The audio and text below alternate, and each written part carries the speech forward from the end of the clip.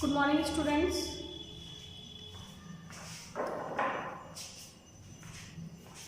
कल हम पढ़ रहे थे राष्ट्रीय आय, नेशनल इनकम, और मैंने आपको राष्ट्रीय आय की परिभाषा बताई थी और उसके बारे में कुछ समझाया था कि होती क्या है। और इसकी 8 अवधारणाएं हैं, जिनमें से मैंने आपको पहली जीडीपी एमपी करवा दी थी और समझा दी थी। और जीडीपी एमपी को हमने 3 विधियों के द्वारा, उत्पादन विधि, आय विधि और व्यय विधि, 3 विधियों से उसको निकाल सकते हैं, यह मैंने बताया।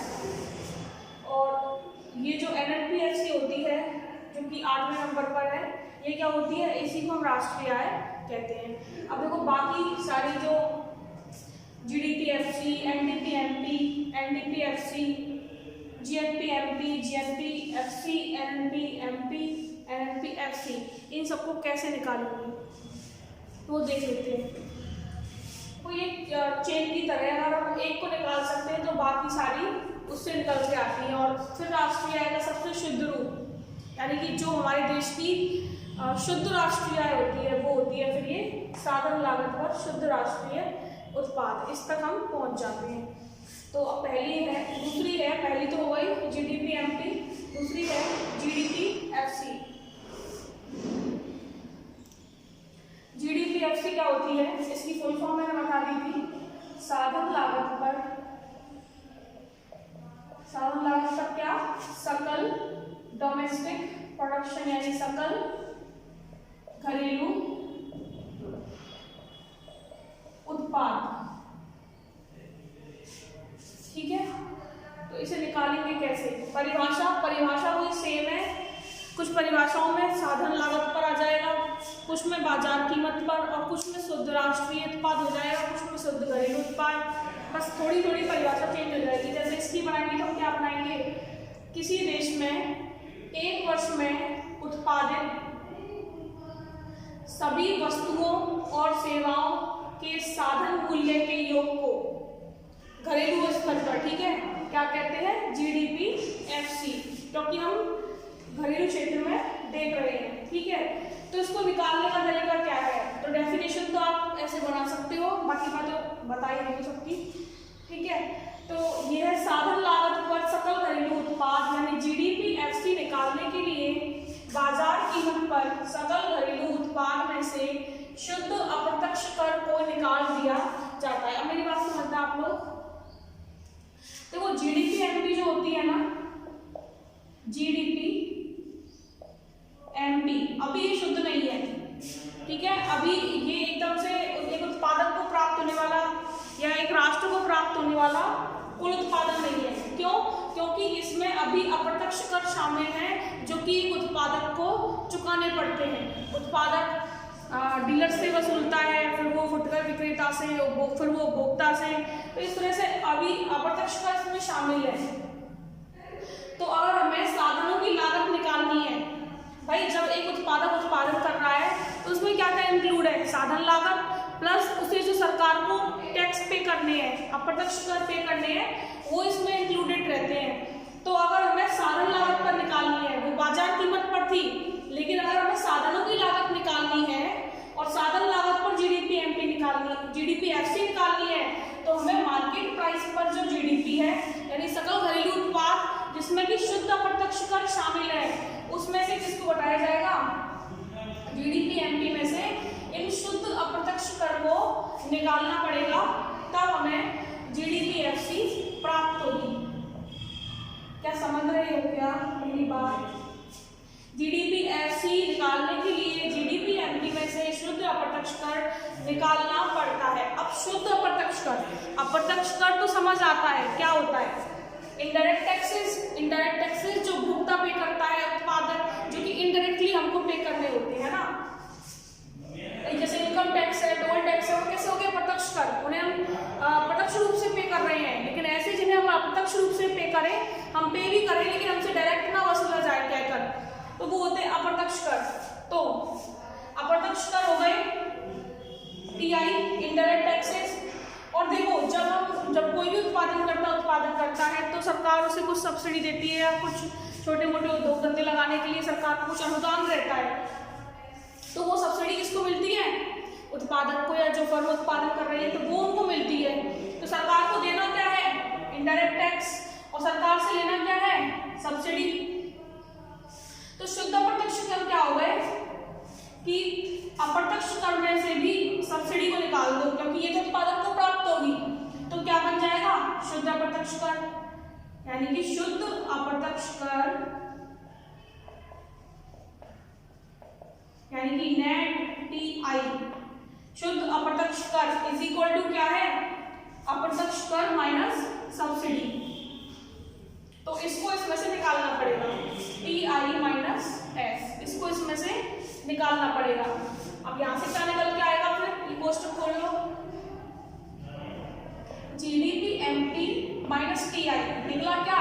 जो देना है, और प्लस क्या हुआ? ये प्लस का हो गया जो लेना है, यानी कि सब्सिडी तो मिल रही है, उत्पादक करता हूं वो, और इनडायरेक्ट टैक्सेस सरकार को वो पे कर रहे हैं। तो सूत्र क्या बन गया?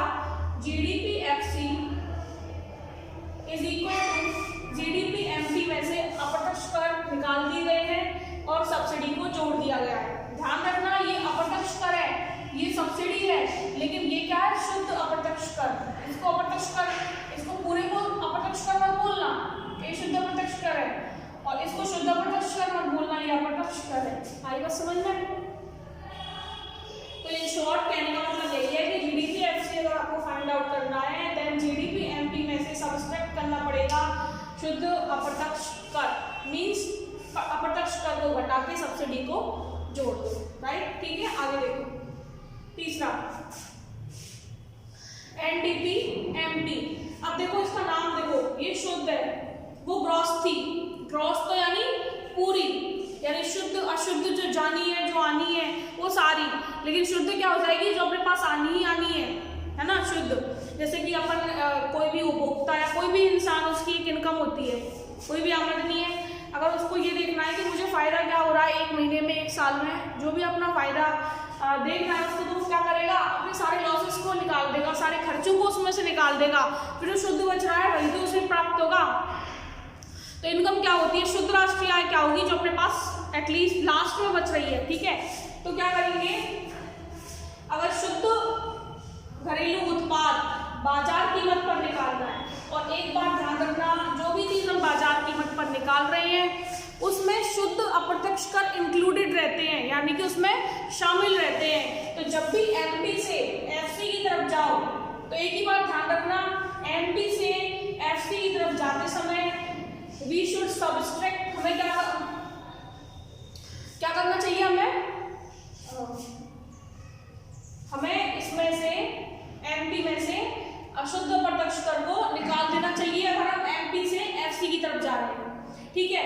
लेकिन हम ग्रॉस से शुद्ध की तरफ आ रहे हैं, सकल से शुद्ध की तरफ आ रहे हैं, तो हमें फिर बाजार कीमत पर जो भी सकल घरेलू उत्पाद है उसमें से क्या निकाल देना चाहिए? मूल्य ह्रास को निकाल देना चाहिए। क्यों? क्योंकि ये लॉसेज है, ये हमें प्राप्त नहीं हो रही है, हमारे पास से जा रहा है, ठीक है? तो एनडीपी एमपी निकालने के लिए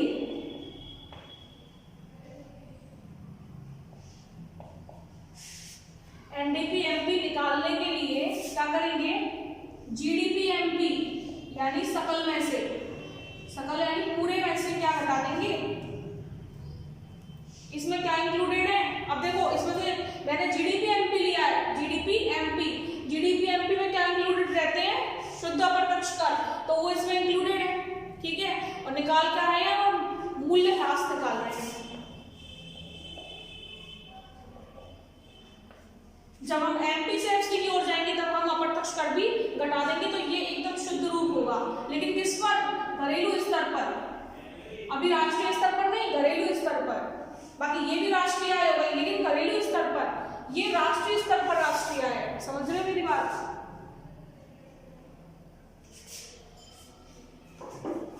तो एनडीपी एमपी फाइंड आउट करने के लिए जीडीपी एमपी में से मूल्य ह्रास निकालना पड़ता है। एंड व्हाट इज मूल्य ह्रास?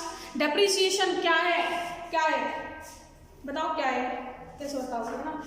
मूल्य ह्रास क्या है? जैसे स्थायी पूंजी उपभोग, स्थायी पूंजी मशीनरी लगी हुई है, भूमि है, भूमि का भाड़ा जाना है, और जो भी कुछ लगा हुआ है पूरे फैक्ट्री में उसका क्या बिल जाना है, मशीनों की लागत वहन करनी पड़ती है। ये ऐसे किए हैं कि मतलब कि अगर काम नहीं भी चल रहा हो तो यह खर्चे करने ही पड़ते हैं, ठीक है। लागत ऊपर जो आता है तो वो सब मूल्य ह्रास होता है। अगर उस अब एक उत्पादक अपना जब प्रॉफिट गिनेगा तो वो भी तो निकालेगा कि मेरा खर्चा क्या हुआ है, मेरी मशीनों की लागत कितनी आई है, भूमि का भाड़ा किराया क्या दिया है, और पूंजी पर ब्याज कितना दिया है, मशीनों पे गिरावट व्यय कितना आया है, वो सब उसमें से निकालेगा। तो जीडीपी एमपी में से माइनस करेंगे मूल्य ह्रास, then we can find NDP MP. Next 4th number NDP FC.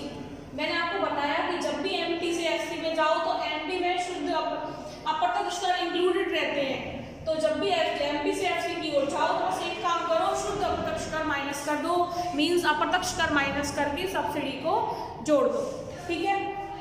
तो NDP FC is equal to NDP MP, यानी कि बाजार कीमत पर शुद्ध घरेलू उत्पाद में से शुद्ध अप्रत्यक्ष कर, ये पूरा शुद्ध अप्रत्यक्ष कर होता है, इसको माइनस करेंगे, कोष्ठक खोलेंगे तो क्या आएगा, NDP MP minus TI plus S, ठीक है।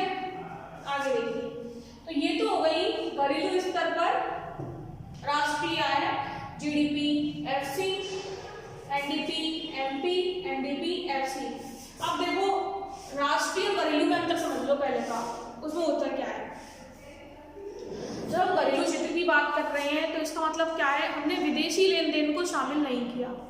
अब विदेशी लेन देन का मतलब क्या हुआ, देखो कुछ विदेशी लोग अपने देश में सेवाएं दे रहे होते हैं, यानी कि अपने देश में काम पर लगे हुए होते हैं, ठीक है, लेकिन नागरिक तो वो विदेशी हैं, यहाँ पर किसके लिए आए हैं, काम करने के लिए, नौकरी करने के लिए। तो उनकी आय क्या अपने देश की आय मानी जाएगी क्या, कमा तो वो अपने देश के लिए रहे हैं, अपने परिवार वालों के लिए रहे हैं, और जब वो नागरिक वहाँ के हैं तो किसी देश के नागरिक की आय तो उसी देश की आय मानी जाती है ना। अपन की राष्ट्रीय आय हम अपने पूरे भारतवासियों की राष्ट्रीय आय देखेंगे। तो इसी तरह अगर अन्य देशों के नागरिक यहाँ रहते हैं और वो यहाँ पैसा कमाते हैं, उनकी नागरिकता किसी अन्य देश की है, तो उनकी राष्ट्रीय आय को अपने देश में शामिल नहीं किया जाएगा। तो इसमें अभी क्या है, ये अशुद्ध रूप है, इसमें वो क्या है, अभी इंक्लूडेड है ना। जो इंक्लूडेड नहीं होनी चाहिए उन लोगों की आय वो तो इसमें इंक्लूडेड है, लेकिन दूसरी तरफ क्या होता है कि अपने देश के कुछ लोग भी, अपने देश के लोग भी वहाँ शिक्षा पाने जाते हैं, नौकरी करते हैं, काम करते हैं, लेकिन होते तो क्या है, वो मूलतः है भारतीय होते हैं, भारतीय नागरिक होते हैं। तो उनकी आय अपने देश की राष्ट्रीय आय में इंक्लूड होती है, यानी अपने राष्ट्र के लोगों की आय। तो जब राष्ट्रीय आय निकालेंगे तो उन लोगों की आय अपनी आय में जोड़नी पड़ेगी, क्योंकि वो अपने देश के भीतर आएगी। लेकिन इन लोगों की आय जो हमारे देश में है और अन्य देशों से आए हैं और काम कर रहे हैं, उनकी आय को, क्योंकि वो उनकी है, वो उसको निकालना पड़ेगा, तो तब जाके हमें ये प्राप्त होती है। तो इसमें क्या था, विदेशी क्षेत्र में जो अपने साधन, यानी कि अपने लोग जो काम कर रहे हैं, उनकी आय को तो शामिल नहीं किया गया था, और जो लोग विदेशों से अपने देश में काम कर रहे हैं उनकी आय को इसमें शामिल अभी किया हुआ है। इसलिए ये अशुद्ध रूप है और घरेलू स्तर पर है, यानी कि इसमें विदेशी लेन देन शामिल नहीं है। तो करना क्या है, अब इसमें विदेशी क्षेत्र को शामिल किया जाएगा, तो पूरी की पूरी नेट जो हमें प्राप्त हो रही है, नेट राष्ट्रीय आय, वो हमें प्राप्त हो जाएगी, ठीक है। तो इसलिए राष्ट्रीय स्तर पर, अब राष्ट्रीय स्तर पर पहली अवधारणा GNP MP. What is GNP MP, क्या है, बाजार कीमत पर सकल राष्ट्रीय उत्पाद। तो परिभाषा क्या है, परिभाषा नहीं, पहले ये देखो, सकल घरेलू उत्पाद में, बाजार कीमत पर सकल घरेलू उत्पाद में विदेशों से प्राप्त जो अपने नागरिकों की आय वो शामिल नहीं रहती है, जबकि यहाँ जो अपने देश में विदेशी नागरिक कार्य करते हैं उनकी आय शामिल रहती है। तो जीडीपी एमपी में से साधन आय का बाह्य प्रभाव बता दिया जाए। जीडीपी एमपी में से साधन आय का बाह्य प्रभाव मतलब बाहरी, जो बाहर जाएगा, बाहर कौन सा जाएगा, जो लोग विदेशों के अपने यहाँ काम कर रहे हैं, विदेशी नागरिक, उनकी आय बाहर जानी है तो उसको तो घटा दिया जाएगा, और अपने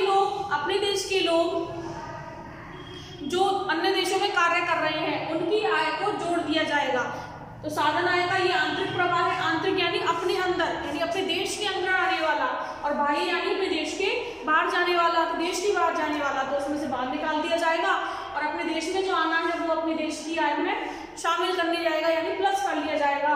तो जीएनपी एमपी निकालने के लिए जीडीपी एमपी में से साधन आय का बाह्य प्रवाह माइनस कर दिया जाता है, और साधन आय का घरेलू प्रवाह जो अपने देश की ओर आना है वो प्लस कर दिया जाता है, और जीएनपी एमपी प्राप्त कर ली जाती है, यानी कि सकल राष्ट्रीय उत्पाद। इसको क्या कह सकते हैं, साधन आय का बाह्य प्रवाह घटा दो और साधन आय का आंतरिक प्रवाह जोड़ दो, तो इसको हम क्या कहते हैं, शुद्ध विदेशों से शुद्ध साधन आय बाय अब्रोड यानी विदेशों से प्राप्त शुद्ध साधन आय शुद्ध हो गई। अब विदेशों से प्राप्त साधन आय तो वो अशुद्ध रहती, फिर उसमें क्या है, अपने देशों की शामिल नहीं रहती और दूसरे देशों की शामिल रहती। लेकिन शुद्ध साधन आय का मतलब क्या हो गया कि साधन आय के बाह्य प्रवाह को घटा दिया गया और साधन आय के आंतरिक प्रवाह को जोड़ दिया गया। तो इन शॉर्ट हम कह सकते हैं कि जीडीपी एमपी प्लस एनएफआईए, और एनएफआईए क्या है, साधन आय का आंतरिक प्रवाह माइनस साधन आय का बाह्य प्रवाह। ठीक है, तो इसकी फुल फॉर्म क्या है, net factor income by abroad, यानी कि विदेशों से प्राप्त शुद्ध साधन आय। इस सूत्र के द्वारा हम जीएनपी एमपी प्राप्त कर लेते हैं। ठीक है, अब जीएनपी एमपी जब प्राप्त हो गई तो मैंने बताया आपको कि एमपी से एफसी में जाने के लिए, यानी कि from market price two factor cost जाने के लिए क्या करेंगे अपन, शुद्ध अप्रत्यक्ष कर को हमेशा माइनस कर देंगे, एंड जी से एन में जाने के लिए यानी सकल से शुद्ध में जाने के लिए मूल्यह्रास को माइनस कर देंगे। ठीक है, तो देखो कैसे, जीएनपी एफसी मीन्स साधन लागत पर सकल राष्ट्रीय उत्पाद, साधन लागत पर सकल राष्ट्रीय उत्पाद। तो GNP FC is equal to GNP MP minus शुद्ध अप्रत्यक्ष कर, विच इज क्या, जो कि क्या है, टी आई माइनस एस, और जीएनपी एमपी क्या लिख सकते हैं इसको, minus T I plus S. और कुछ भी कर सकते हैं क्या, हाँ बिल्कुल कर सकते हैं, क्या, जीएनपी एमपी का सूत्र लिख सकते हैं। जीएनपी एमपी का सूत्र किस फॉर्म में है, इस फॉर्म में। मैं देखो लिखती बता दूंगा आपको पूरा, इधर देखो, ये तो नोट्स लिख दीजिए इसको, तो ठीक है समझ लेना, और स्क्रीनशॉट लेने की जरूरत है, नोट्स आने की आपके पास। ये देखो, और क्या कर सकते हैं, यहाँ से देखो, GNP MP minus T I plus S तक तो आ गया। अब जीएनपी एमपी का और भी, अगर मान लीजिए जीएनपी एमपी नहीं दी, आपको कोई न्यूमेरिकल आ गया और जीएनपी एमपी नहीं दी, जीडीपी एमपी नहीं दी, तो क्या करोगे, जीएनपी एमपी का फॉर्मूला लगा दो, क्या, जीडीपी एमपी प्लस एनएफआईए मतलब विदेशों से प्राप्त शुद्ध साधन आय, यानी कि साधन आय का बाह्य प्रवाह माइनस कर दो जो दूसरे देशों को जाना है, और साधन आय का आंतरिक प्रवाह जो अपने देश में आना है वो प्लस कर दो। ठीक है, plus minus T I plus S तो है ही है। तो क्या समझ गए मेरी बात, ठीक है, मैंने इतने अच्छे से समझाया है, समझ ही गए होंगे आप, है ना। ठीक है, चलो आगे देखते हैं। एनएलपी एमपी, अभी मैंने क्या बोला, ग्रॉस से नेट में जाने के लिए यानी सकल से शुद्ध में जाने के लिए क्या करते हैं, ऑलवेज मूल्यह्रास घटा देते हैं, क्योंकि वो शुद्ध होता है। मूल्यह्रास क्या होता है, जो भी हमने अपनी लागत, मशीनरी लागत, पूंजी लागत सब पे किया है वो होता है, वो निकाल देंगे तो हमें शुद्ध प्राप्त हो जाएगी। ठीक है, तो एनएलपी एमपी यानी कि शुद्ध राष्ट्रीय उत्पाद बाजार कीमत पर निकालने के लिए हमें सकल राष्ट्रीय उत्पाद यानी कि जो कि एमपी पर है यानी मार्केट प्राइस पर, उसमें से डेप्रिसिएशन को सब्सट्रैक्ट करना पड़ता है। जीएनपी एमपी क्या होती है, जीएनपी एमपी का फॉर्मूला आप यहाँ पर भी लगा सकते हो, क्या होती है, GDP MP plus NFIA minus मूल्यह्रास। अब मूल्यह्रास आपको ऐसे नहीं दे दिया होगा, कभी न्यूमेरिकल भी आपको देखना पड़े कि मूल्यह्रास ही लिख दिया, वो तो आपको फिर माइंड अप्लाई करना पड़ेगा कि मूल्यह्रास, व्हाट इज मूल्यह्रास। मैंने बताया आपको क्या होता है, डेप्रिसिएशन स्थायी मूल्य बोर्ड दे दिया, मशीनों पर व्यय दे दिया, किसी तरह की लागत दे दी, तो वो क्या हो जाएगा, मूल्यह्रास, यानी कि जो जाने वाला है ना। इस तरीके से आगे देखो लास्ट, अब इसे कहते हैं हम 8वीं पे जो सब शुद्ध कट पिट के सब जोड़ा काटी सब करके जो भी आ गई है, ये क्या आ गई, NNPFC which is called national income. Full form है इसकी net national production on FC, यानी फैक्टर कॉस्ट इन हिंदी, साधन लागत पर शुद्ध राष्ट्रीय उत्पाद, विच इज ऑल्सो कॉल्ड क्या, नेशनल इनकम। तो अगर परिभाषा देखनी है तो परिभाषा क्या बनेगी, किसी वर्ष में या किसी एक लेखा वर्ष में, एक लेखा वर्ष एक वित्तीय वर्ष मैंने बताया आपको 1 अप्रैल से 31 मार्च, तो किसी एक लेखा वर्ष में किसी देश की घरेलू सीमा में अर्जित कुल साधन आय, अब ये देखो नेशनल स्तर पर है तो घरेलू सीमा में अर्जित कुल साधन आय प्लस विदेशी साधनों की, विदेशियों से प्राप्त शुद्ध साधन आय को अगर जोड़ दिया जाए तो क्या कर सकते हैं हम, NNPFC निकाल सकते हैं। तो जो निकल के आती है वो क्या होती है, राष्ट्रीय आय होती है, यानी कि एक वर्ष में एक देश के सामान्य निवासियों द्वारा, नागरिकों द्वारा, हमें नागरिक बोला है तो विदेशों में भी जो अपने देश के नागरिक रह रहे हैं वो सब आ गए, तो क्या एक वर्ष में एक देश के सामान्य नागरिकों या निवासियों द्वारा अर्जित कुल साधन आय का जोड़ ही क्या होती है, राष्ट्रीय आय, जिसे हम क्या कहते हैं, NNPFC। और मैंने बताया कि जब भी MP से FC में जाओ तो क्या कर दो, शुद्ध अप्रत्यक्ष कर को माइनस कर दो, जो कि ये है ना, फिर क्या NNPFC इज इक्वल टू क्या हो गया, NNPMP minus PI plus S, ठीक है। एक तो आप इस तरीके से निकाल सकते हो इसको, फिर NNPMP भी अगर नहीं रखी है, GNP MP रखी है तो उसका फॉर्मूला लगा दो। NNPMP क्या है, NNPMP हाँ ये फॉर्मूला लगा दो, फिर अगर GNP ये भी नहीं दे रखी है NNPMP तो फिर ये फॉर्मूला लगा दो, तो आगे आप ऐसे इसको निकाल सकते हो। और एक तरीका क्या है इसका कि मैंने बताया कि उसमें विदेशों से प्राप्त शुद्ध साधन आय इंक्लूड नहीं रहती, तो NNPFC फाइंड करने के लिए NDPFC जिसमें चल रहे हैं ना उसमें चलते हैं, इसमें फिर और शुद्ध साधन आय जोड़ रहे हैं, तो राष्ट्रीय से डोमेस्टिक से राष्ट्रीय का आ रहे हैं, तो NNPFC is equal to NDPFC plus NFIA क्या है, विदेशों से प्राप्त शुद्ध साधन आय, यानी कि साधन आय का बाह्य प्रवाह माइनस कर दो और साधन आय का जो आंतरिक प्रवाह है वो प्लस कर दो। अब अगर क्वेश्चन, अब देखो ये वाली समझो आप, GNPMP, इससे 3 निष्कर्ष मेरे को आपको बताने हैं। ये इसका फॉर्मूला है GDPMP, इन शॉर्ट NFI को विदेशों से प्राप्त साधन आय को इन शॉर्ट हम क्या लिख सकते हैं, NFI। अगर क्वेश्चन पूछ ले कि विदेशों से, अगर किसी देश में विदेशी लेन देन नहीं होता, विदेशों से आवागमन नहीं है, तो यहाँ के नागरिक वहाँ नहीं जा रहे, वहाँ के नागरिक यहाँ नहीं आ रहे, यहाँ के साधन वहाँ नहीं जा रहे, वहाँ के साधन यहाँ नहीं आ रहे, तो क्या होगा, तो ये 0 हो गई ना। तो क्वेश्चन क्या होगा कि इफ यदि NFIA इज इक्वल टू 0 हो, then what is the relation between GNPMP and GDPMP, इन दोनों में क्या संबंध होगा, क्या संबंध होगा, देखो 0 रख के,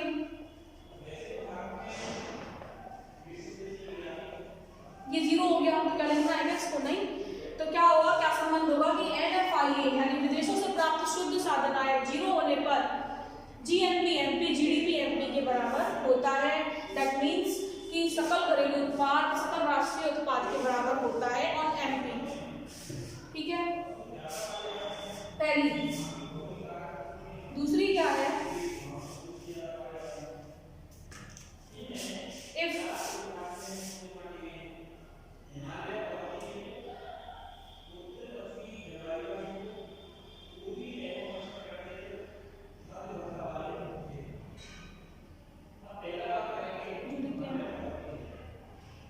GNPMP is less than GDPMP, ठीक है। देखो NFIA लेस देन 0 यानी 0 से कम यानी कि नेगेटिव हो, तो क्या होगा GNP/MP बराबर GDP/MP और माइनस करेंगे NFIA, यानी कि GDP/MP में से NFIA माइनस करा तब ये आया, यानी कि ये बड़ी है ये छोटी है। आई बात समझ में? इसमें से माइनस करके तो ये आया, तो ये बड़ा था, इसमें से ये माइनस किया तब जाके ये आया, ये छोटा है। तो क्या निष्कर्ष निकला? Then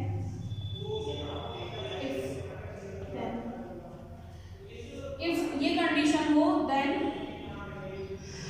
GNP/MP is less than क्या होता है GDP/MP, and in third condition if NFIA is greater than 0 यानी 0 से बड़ा है, then क्या होगा GNP/MP, इसमें कुछ जोड़ के ही आएगा, है ना, इसमें कुछ जोड़ के ही आएगा, यानी कि GNP/MP GDP/MP प्लस NFIA, तो ये तो कुछ है और इसमें जोड़ के ये आया तो ये बड़ा आएगा, यानी ये दो तो ऑलरेडी है, ये कुछ भी है, एक है, दो और एक तीन, तो ये तीन आ गया, ये बड़ा हुआ ना। तो निष्कर्ष का निकला then GNP/MP is greater than GDP। तो आई होप कि आपको राष्ट्रीय आय बहुत अच्छे से समझ आ गई होगी और इन 8 अवधारणा को आप अच्छी तरह से पढ़ना, आपको एकदम माइंड में पक्के से बैठ जाएंगे। अगर आप पढ़ोगे तो, नहीं पढ़ोगे तो फिर तो कोई बात ही नहीं है, आप पढ़ना है ना, ठीक है। फिर भी अगर आपको तब भी अभी कोई दिक्कत हो, नहीं समझ आए, तो कमेंट या मैसेज कुछ कर देना, ठीक है।